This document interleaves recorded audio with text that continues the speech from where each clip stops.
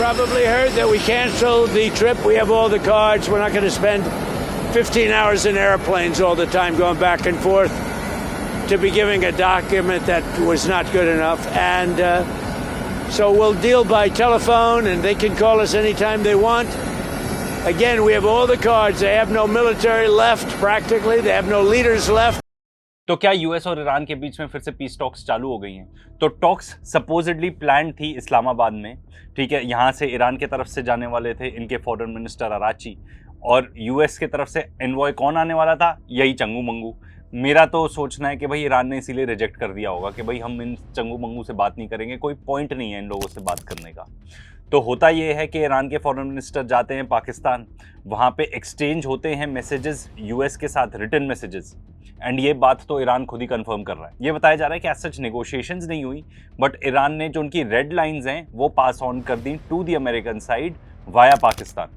उसके बाद अराची चले जाते हैं ओमान, वहाँ पे बातचीत होती है, फिर वापस आते हैं पाकिस्तान, वहाँ पे फिर से कोई बातचीत हुई होगी, फिर उसके बाद अब जा रहे हैं रशिया व्लादिमीर पुतिन से मिलने। देखो अच्छी बात तो यह है कि सीज फायर मेंटेन्ड है, ईरान में एटलीस्ट वॉर चालू नहीं हुआ है। लेबनान के बारे में आगे बात करते हैं, बट स्ट्रेट ऑफ हॉर्मूज अभी भी ओपन नहीं है, एंड ये बहुत बुरी न्यूज़ है क्योंकि देखो तहस नहस नहीं मच रहा है, बट अगर स्ट्रेट ऑफ हॉर्मूज बंद रहता है तो इकोनॉमी की जरूर तहस नहस हो जाएगी, पूरे दुनिया की इकोनॉमी। देखो ईरान कंट्रोल करके बैठा है straight of Hormuz, and America कुछ भी नहीं कर सकता है ऐसा जिससे स्ट्रेट ऑफ हॉर्मूज का कंट्रोल हटा दे। मतलब मिलिट्री मीन से कुछ भी नहीं हो सकता, जो भी हो सकता है डिप्लोमेटिक मीन से ही हो सकता है। तो इसलिए अमेरिका ने कहा अच्छा तुम कंट्रोल करोगे तो मैं तुम्हारे ब्लॉकेड के ऊपर एक और ब्लॉकेड कर देता हूँ, रिवर्स ऊनो कार्ड खेल देता हूँ, एंड तुम्हारी जितनी भी शिप्स आ जा रही हैं ना ईरानियन पोर्ट से, उसको हम नहीं आने जाने देंगे। बेसिकली वो ये कहना चाह रहे हैं, बट फिर भी काफ़ी सारी शिप्स निकल ही जाती हैं, बाईपास कर जाती हैं ब्लॉकेड। तो अमेरिका ने सीज कर दी ईरान की कुछ शिप्स, तो आईआरजीसी ने भी जाके शिप सीज कर ली 2 स्ट्रेट ऑफ हॉर्मूज में, जिसमें से एक तो वो बता रहे हैं कि इजरायली शिप है वो। अब जहां तक नेगोशिएशंस की बात है तो एक्सियोस से रिपोर्ट कर रहा है कि ईरान ने यूएस को एक डील ऑफर की है। ये डील है कि भाई स्ट्रेट ऑफ हॉर्मूज को अपन खोल देते हैं अभी, ठीक है, उसके लिए आपको क्या क्या करना पड़ेगा। मोस्ट प्रॉब्ली ये होगा कि ब्लॉकेड आप हटाओ तो फिर हम भी स्ट्रेट ऑफ हॉर्मूज खोल देते हैं, पर जो न्यूक्लियर टॉक्स हैं वो इसके बाद होंगी, पोस्टपोन कर देंगे हम। But according to Axios and I also agree with this कि अमेरिकन साइड का ये सोचना है कि भाई अगर हम वॉर भी खत्म कर देंगे, ब्लॉकेड भी खत्म कर देंगे, तो फिर हमारे हाथ में क्या रह जाएगा। फिर ट्रंप तो ये चाहता है, एंड वो बार बार बोल रहा है कि इनरिच्ड यूरेनियम ईरान के अंदर नहीं रहेगा, उसको हम वापस ले आएंगे। क्योंकि बात सिंपल है, अगर वो ये कहे कि भाई मैंने वॉर वेज किया एंड उनके पास जितना इनरिच्ड यूरेनियम था वो भी हम वापस ले आए, तो उसके लिए एक बहुत बड़ी विन है, उसको कहीं ना कहीं में भी डिप्लोमेटिक ऑफ रैंप मिल सकता है। पर ईरान ऐसा कुछ भी नहीं करना चाहता, क्योंकि ईरान जानता है कि उनके लिए स्ट्रेट ऑफ हॉर्मूज एक तो सबसे बड़ा लेवरेज है, दूसरा लेवरेज है ये अनरिच्ड यूरेनियम। देखो नॉर्मली तो एक्सियोस की न्यूज को मैं फुल फ्लेजेड ट्रस्ट भी ना करूं, but similar news Al Mayadeen भी रिपोर्ट कर रहा है, जो कि एफिलिएटेड है विद हिजबुल्लाह। वो भी ये सेम चीज बता रहे हैं कि ईरान ने एक 3 फेज फ्रेमवर्क बताया है नेगोशिएशंस के लिए, एंड के जो टॉक्स हैं वो फिर से रिज्यूम हो सकती है अगर अमेरिका अग्री करे इस प्लान से। तो सबसे पहला फेज रहेगा कि भाई जो यूएस इजरायली अग्रेशन है उसको खत्म किया जाए, गारंटीज मिली जाए कि भाई फिर से वॉर नहीं रिज्यूम होगा ईरान के अंदर, लेबनान के अंदर। फिर इसके बाद जो सेकंड फेज होगा वो होगा around the management of straight of Hormuz, and जो थर्ड फेज होगा वो होगा अबाउट ईरान न्यूक्लियर प्रोग्राम। तो बेसिकली जो चीज़ अमेरिका सबसे पहले करना चाहता है, ईरानियंस कह रहे हैं भाई वो सब तो हम बाद में बात करेंगे, पहले ये चीज़ें जो आपका अग्रेशन है वो खत्म करो, ठीक है, वॉर सारे खत्म करो, फिर स्ट्रेट ऑफ हॉर्मूज खोलते हैं, फिर कहीं जाके न्यूक्लियर के बारे में बात करेंगे। बट देखो इसमें कुछ प्रॉब्लम्स हैं अमेरिकन पर्सपेक्टिव से अगर आप सोचो तो भाई वो कह रहे हैं कि ठीक है हम कुछ नहीं करते स्ट्रेट ऑफ हॉर्मूज के बारे में, हम पीछे हट जाते हैं, तो क्या ये होगा the end of the petro dollar? क्योंकि ईरान ये कह सकता है कि भाई अगर आपने डॉलर में पे किया हुआ है for your oil not allowed to go, petro yuan मतलब बेसिकली चाइनीज करेंसी में पे किया है तो then you are allowed to go.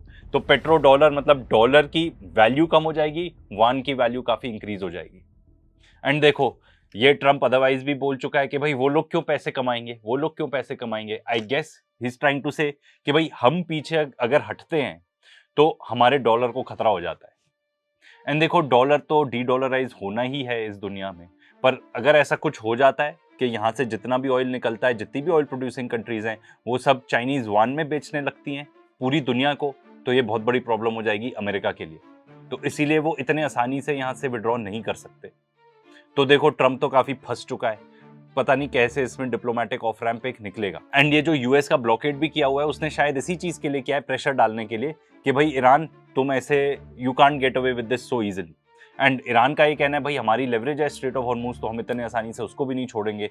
तो ये सॉर्ट ऑफ एक सर्कल में फंस चुकी है नेगोशिएशन। एंड जहां तक अमेरिका की बात है, देखो अब पूरी दुनिया जान चुकी है, अब तो वेस्टर्न न्यूज़पेपर्स भी रिपोर्ट कर रहे हैं कि कितनी बुरी मार खाई है अमेरिका ने, कितनी बुरी मार। एंड देखो ये बात तो क्लियर है कि जो भी ऑब्जेक्टिव्स अमेरिका चाहता है अचीव करना, वो थ्रू मिलिट्री मींस हो ही नहीं सकता। फॉर एग्जांपल ये लोग चाहते हैं कि ईरान का न्यूक्लियर प्रोग्राम बंद कर दे, नहीं हो सकता। रिजीम चेंज करवा दें, ऐसे नहीं हो सकता। बैलिस्टिक मिसाइल्स की कैपेबिलिटी खत्म कर दो, नहीं हो सकता। स्ट्रेट ऑफ हॉर्मूज खुलवा दो, मिलिटरीली हो ही नहीं सकता। एंड वेस्टर्न न्यूज़पेपर्स वाली जो बात है, तो भाई एनबीसी न्यूज़ रिपोर्ट कर रहा है कि जो यूएस के मिलिट्री बेसेस हैं उनमें इतनी ज्यादा तहस-नहस हो चुकी है, इतनी ज्यादा तहस-नहस, इसीलिए ये लोग जो सैटेलाइट डेटा है उस रीजन का वो नहीं रिलीज कर रहे हैं। इतनी ज्यादा नाक कट चुकी है अमेरिका की इस पूरे वॉर में कि ईरानियन का F5, अरे कब के जमाने का, पता नहीं कितने पुराने जमाने का ये एयरक्राफ्ट होगा, वो जाता है ईरान से, ठीक है, कुवैत के अंदर उनके जो बेसिस है उसको टारगेट करता है, वहां पे डम बॉम्ब्स फोड़ के आ जाता है। एंड अमेरिकन एयर डिफेंसेस गायब, कुछ भी नहीं कर पाए ये एयर डिफेंसेस। मतलब कहने को है कि भाई पेट्रियट सिस्टम और हमारा थार्ड सिस्टम, जुमला है, सब जुमला। इसके अलावा वैसे हमने कितने सारे वीडियोस आपको बना के दिखाए हैं विद प्रॉपर प्रूफ, ये बताया है कैलकुलेशंस करके फ्रॉम एक्सपर्ट्स कि भाई अमेरिका के पास जो म्यूनिशंस हैं, जितने भी बम बारूद हैं, वो सब बहुत, they are running low on it. खास तौर पे इनकी जो एयर डिफेंस सिस्टम है वो, एंड इनकी जो फ्लैगशिप मिसाइल्स हैं जैसे कि टोमाहॉक मिसाइल्स या फिर जैज़म मिसाइल्स, जो कि स्टैंड ऑफ एम्यूनिशन है, आपको ऊपर से नहीं बरसाने पड़ते नीचे बम, पर आप without entering Iranian air space वहां से फायर कर सकते हो। तो भाई कैसे ट्रंप को मिलेगा एक ढंग का ऑफ रैम्प, वो भी ऐसे नार्सिसिस्ट बंदे को, जब दोनों साइड्स की डिमांड्स ही एकदम पोल्स अपार्ट हैं, एक की यहाँ है एक की यहाँ है। तो भाई ये एक मेजर स्टम्बलिंग ब्लॉक होगा टुवर्ड्स अचीविंग पीस। एंड इससे भी बड़ी जो प्रॉब्लम है ऑफ कोर्स वो तो है एक्चुअली इजराइल, क्योंकि सीज फायर का मतलब इजराइल के लिए ये है मैं अटैक कर सकता हूं पर आप नहीं अटैक कर सकते।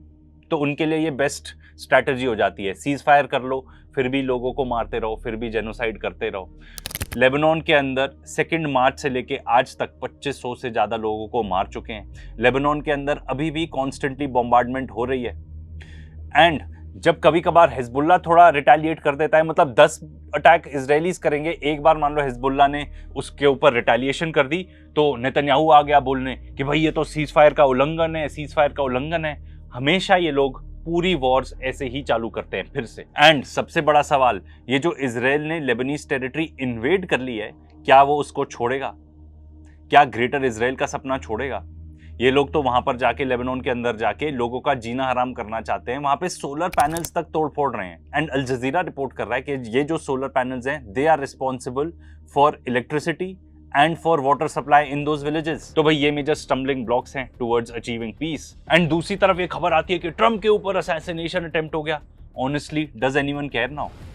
No one cares. मुझे नहीं लगता, मतलब ज्यादातर लोग तो ऑनलाइन बोलने लगे कि भाई फेक है फेक है फेक है। आज के दुनिया में क्या असली है क्या नकली वही नहीं पता चल पाता।